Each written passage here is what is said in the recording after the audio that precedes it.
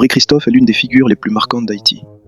Né esclave, il devient un général brillant de la Révolution. Après l'indépendance de 1804, le pays se divise et Christophe prend le contrôle du Nord.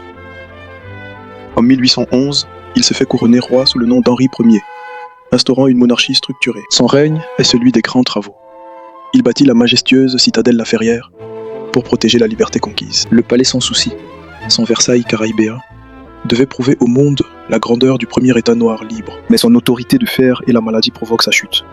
En 1820, il choisit de mettre fin à ses jours. Aujourd'hui, il demeure le roi bâtisseur, symbole éternel de la résistance et de la fierté haïtienne. Après la fin de son règne, le nord d'Haïti ne tarde pas à basculer.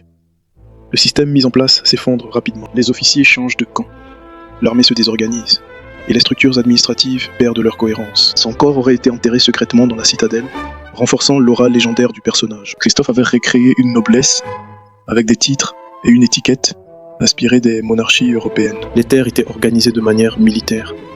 Les travailleurs étaient soumis à des règles précises. Dans les coulisses, la peur maintenait l'ordre. Toute désobéissance était durement réprimée. L'ambition était claire. Bâtir un État puissant et indépendant, malgré la pression sur les habitants.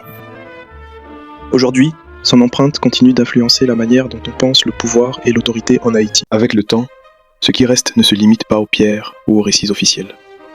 Une mémoire plus diffuse s'installe. La citadelle n'est plus seulement une forteresse, mais un lieu chargé d'énergie, presque vivant, où le vent porte les échos du passé. La figure du roi, elle aussi, dépasse le simple cadre historique pour entrer dans une dimension presque mythique. Dans les campagnes du Nord, des récits évoquent encore une présence invisible, comme si l'histoire n'avait jamais totalement quitté les lieux. Le pouvoir, la peur, la discipline, tout cela laisse des traces qui ne disparaissent pas facilement. Le Nord avait développé une organisation quasi autonome, influençant profondément la structure du pays sur le long terme.